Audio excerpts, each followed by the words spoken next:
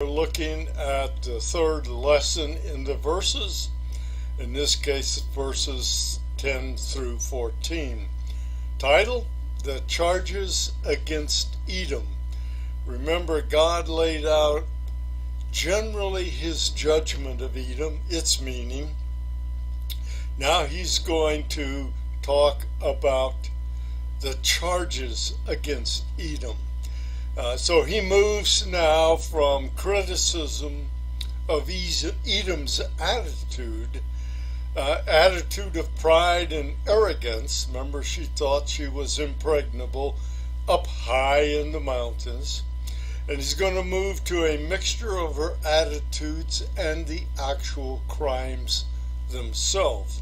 Crimes against humanity, if you please. Well, in these coming verses, God's going to lay out those real particulars of the charge for which Edom is about to be punished, or was about to be punished. Looking at verse 10, because of the violence done to your brother Jacob, shame shall cover you, and you shall be cut off forever. So here he's going back and using the family heads, Jacob and Esau, as brothers, and telling those who are descended from Esau, you did violence to your brother Jacob, and shame shall cover you, you shall be cut off forever. Remember, in AD 70, Edom finally disappeared from the scene. Well, the Hebrew word for violence in verse 10 implies moral as well as physical violence, a moral wrong by one person against another, in this case, one nation against another. God stated his charge as a family matter. Remember again, the Edomites are, as we have seen, they are related by ancestry to those in Judah. God here calls them brothers. But God also makes it personal, since Israel is the apple of his eye. We see that in Deuteronomy 32, verses 9 and 10. Reads this way, but God's portion is his people, Judah his allotted heritage. He found him in a desert land and in the howling waste of the wilderness. He encircled him, he cared for him, he kept him as the apple of his eye. And of course it's using Judah, or Jacob rather, not Judah, but Jacob, as a synonym for Israel. So there's been a crime, yes, evidently. There's been punishment, no, it's coming. That punishment is simply called justice. One very old principle of justice is called lex talionis, Taliones, which means that punishments should be balanced according to the crime. You've often heard it perhaps as eye for eye, tooth for tooth, and so on. So lex talionis, though, some people take it as an invitation to extract their personal retribution for something done, but rather it's intended as a limitation of the retribution that is permitted, or that was permitted. Remember God's promise to Abraham in Genesis 12? Those who curse you, I will curse. Edom, by having some kind of violence against Israel, Judah, will be cursed then for having done that violence. Edom's punishment is God's retribution. Edom's punishment will be total destruction. The details follow in the next verses. But back in verse 10, we already see part of that punishment. Proud Edom was to become covered in shame. That's a big come down from the arrogance that was displayed back in verse 3, for example. The notion of pride as a negative heart or mind condition, of course, is found in many references in the Bible. Where your enemy is concerned, look at Proverbs 24, verses 17 and 18. Do not rejoice, that's don't gloat, when your enemy falls. Let not your heart be glad when she stumbles, lest the Lord see it and be displeased and turn away his anger from him.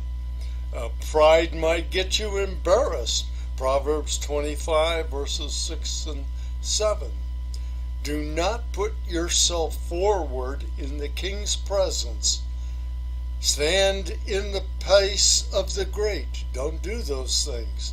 Why? Because it's better to be told, come up here, than to be put lower in the presence of a noble.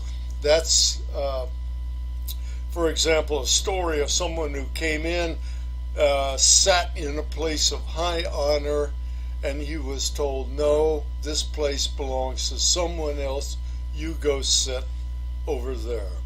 Jesus gave a similar warning in Matthew 23 and spoke of the source of pride. Mark said much the same thing in chapter 7.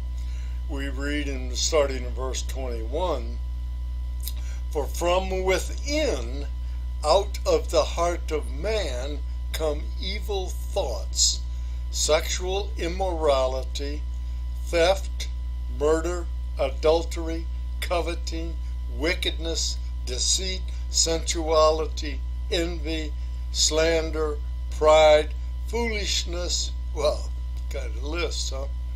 All these evil things come from within, and they defile a person. Positive advice, you see it in James 4:6. The last part of that verse says, God opposes the proud, but give grace to the humble. So what's the advice? Forget arrogance, accept humility. Jesus spoke of one's remaining aloof when a need is known. That's where we're going to be going here with Edom. Remember talking before about standing aloof and being happy when your enemy is kicked in the face, or whatever it is.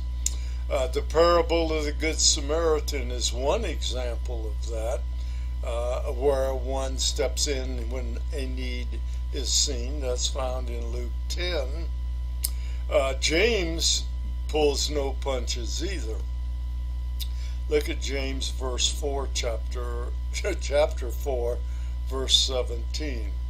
So whoever knows the right thing to do and fails to do it, for him it is sin. Well, let's go back to Obadiah. God continues to lay out his evidence. First, he's going to list Edom's sinful attitudes and motivation. That'll be verses 11 and 12.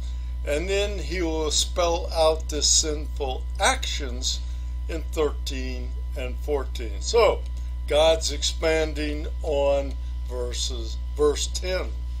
Let's look at verse 11 and 12. On the day that you stood aloof, this was a day evidently when Judah was attacked.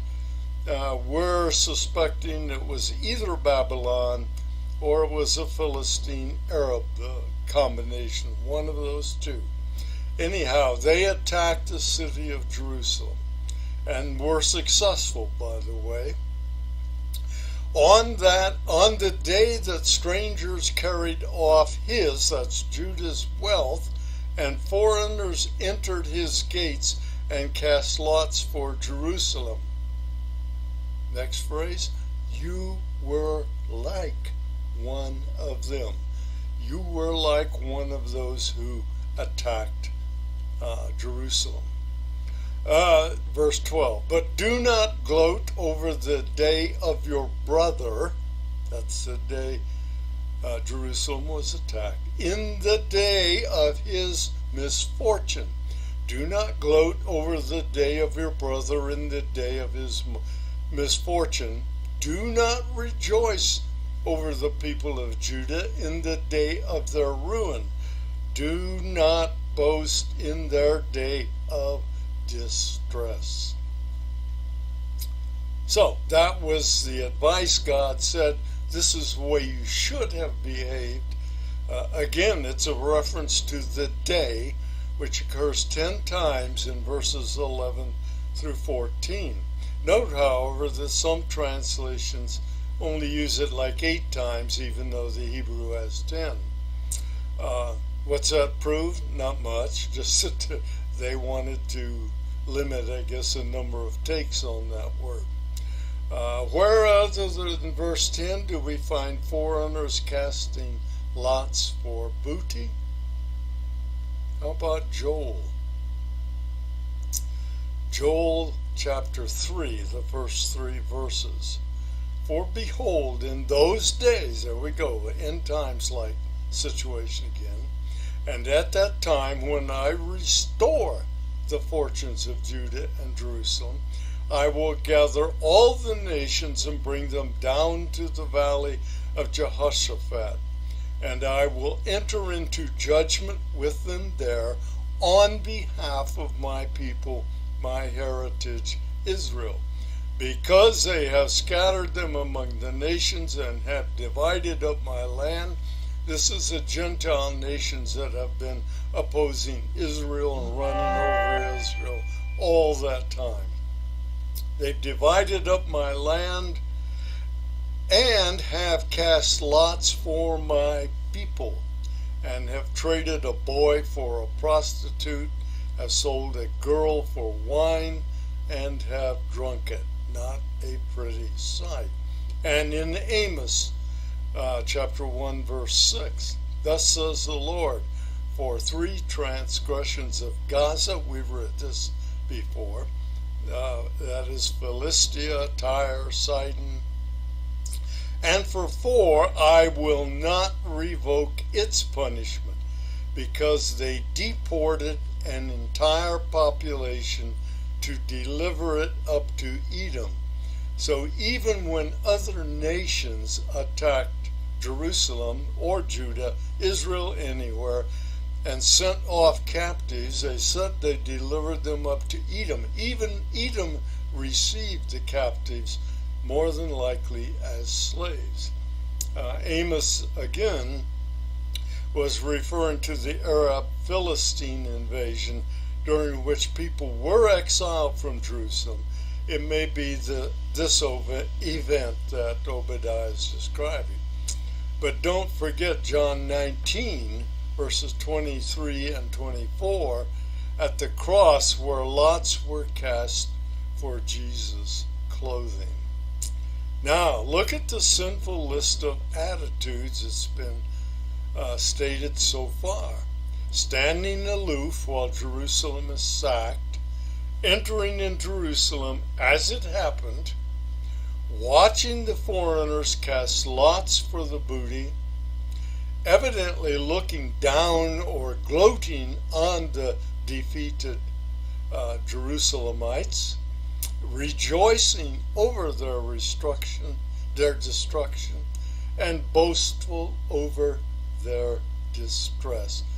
They were having a great time at Jerusalem's expense. Well, God declared those 6 attitudes made Edom just as guilty as the sacking army. Ezekiel made a very similar point, even going further than Obadiah has yet gone. Look at Ezekiel 35:15. As you rejoiced over the inheritance of the house of Israel, because it was desolate, there's that attitude again, so I will deal with you. You shall be desolate, Mount Seir, and all Edom, all of it. Then they will know, then you will know, and everybody else will know that I am Yahweh. Edom rejoiced over Judah's desolation. Edom would be made desolate itself. What goes around comes around, a sense of irony on the part of our Lord.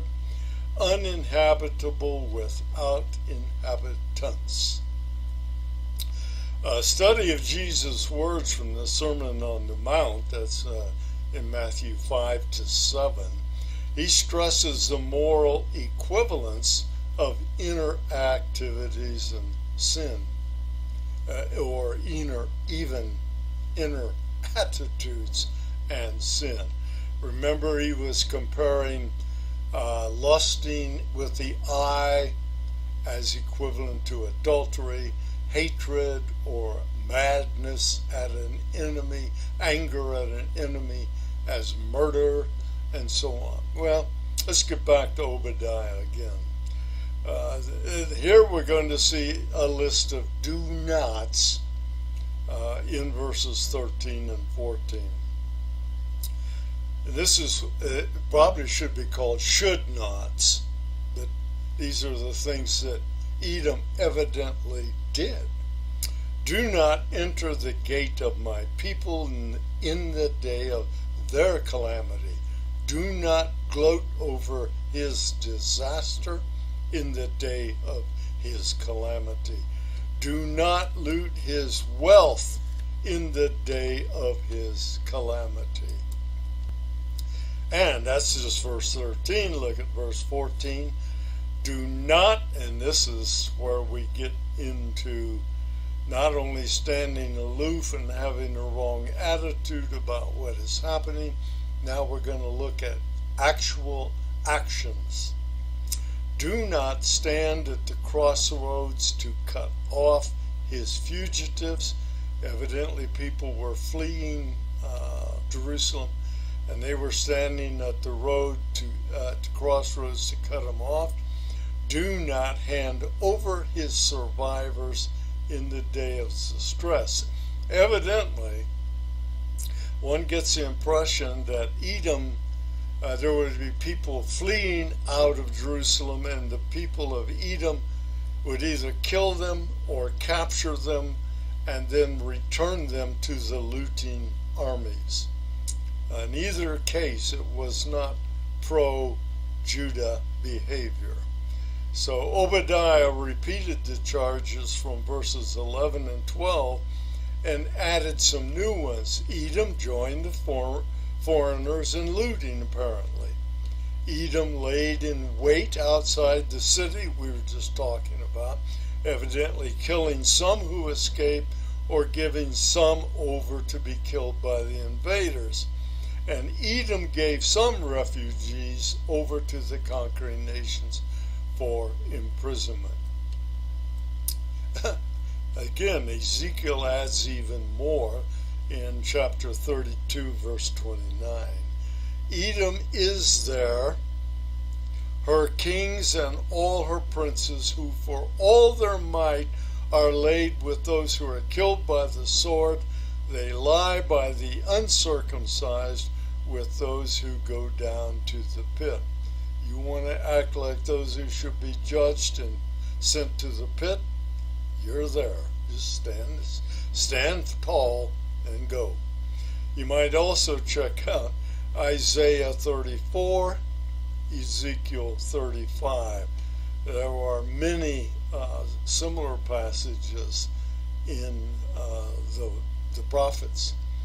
Edom not only had a sinful set of attitudes, but they obviously actively entered into the debacle, adding to the misery in Jerusalem. And God said, shouldn't have done it. But they did do that, evidently, at some point. So, All that remained was the punishment phase. But as we'll see next, God had good news for those in Judah, a strong promise giving hope. But before we leave these verses, it seems appropriate to revisit this question.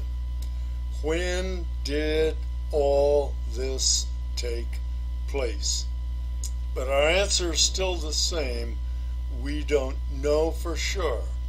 Three factors come into play for the choice of time that you choose to feel that this is what had happened. Obadiah said there were exiles from Jerusalem. That was in verse 14. Obadiah did not say that Jerusalem was destroyed, nor did Obadiah say the temple was destroyed.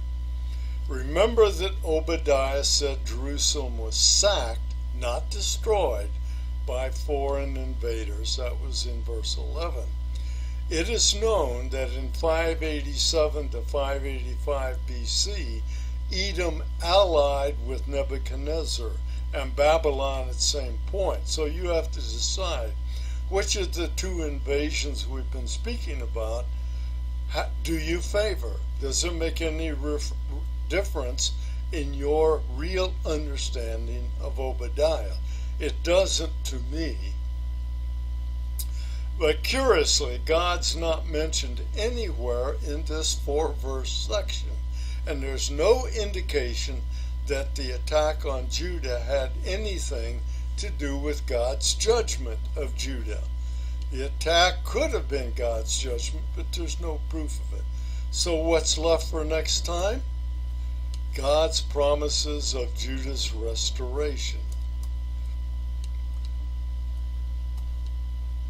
So, we'll look for you next time to see how we turn from negative to positive, how Judah becomes the primary source of attention, with Edom in secondary place, just a reversal of what we've seen to this point. Thank you. We'll check.